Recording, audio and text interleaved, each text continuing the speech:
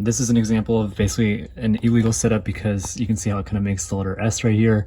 There's no upward branch for air to get into our system. So you can see this is how typically a P-trap should look, where you have your horizontal branch and then it goes into a T, specifically a DWV T, with a chamfer pointing down, so the fluid will transfer down.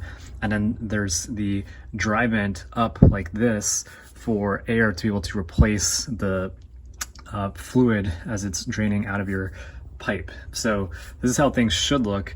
But right here with our P-trap, it can't just go into a downward pointing elbow like that, or do some kind of S thing. So basically it can't go straight down from the horizontal branch. So how you fix this is you make use of things called inline vents, or AAVs. And this is one example of what they look like. And you can see that this is compatible with both 2-inch and 1.5-inch PVC pipes, the inner part. And basically all this thing is a one-way air valve. So what that means is that this thing will let gases, the air, flow into it, but the sewer gases can't flow out of it. So air can go in, but nothing can come up out of this thing because there's basically a little spring in here that closes shut when it's experiencing positive pressure. So when it's negative pressure and there's a vacuum in here, air can go in, but as soon as there's positive pressure, it's not going to let anything out. These things are mechanical, and so they do break over time, but that's why they make them kind of screw off, so you can just replace just this piece without having to like cut new PVC or anything like that. So the way in which I'm going to fix this current system is at this point right here where I have this elbow. Instead, what I'm going to do is I'm going to install this, which is a DWV PVC T.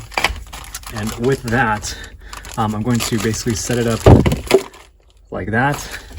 And then I'm going to cut some PVC. And the code requirements for, I think, California are that, so on the horizontal branch, which is this part of our PVC pipe, it needs to be at least 4 or 6 inches above it. So basically this air intake, whatever we want to call this thing, has to be a set height above it. So I'm going to be kind of taking out this wood here and doing some other stuff. But I'll show you guys what the final product looks like to basically convert this quote-unquote S-trap into a proper P-trap that has this inline vent, or a cheater vent as they're sometimes called, to get our system up to code and also avoid getting these sewer gases into our house, which is flammable and very smelly. So stay tuned and we'll walk through how we do this. So just pulled out the old pipe I have right here, as well as the sink and the 2x4 blocking that I had for the support for the drop ear. And now I'm going to cut some more PVC pipe, and I'm going to shoot to basically get this thing pretty close to in here.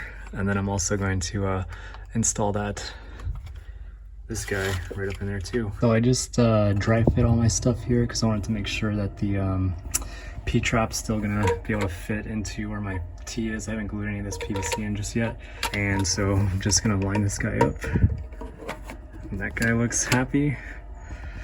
So that's how it's going to look now. So we've got a proper DWV T right here, and at least 4 inches of height between that and the horizontal branch going up to our unobstructed AAV, or inline vent here. So now we have a proper P-trap. So I'm going to glue all this stuff off. I'm going to take this sink back off, and then I'm also going to glue on the trap adapter for this part right here. This is what the finished product looks like. I've got my trap adapter here, another PVC pipe, our T, and now what happens is it goes up at least 4 inches into our AAV valve, or inline vent, and this thing is all glued up.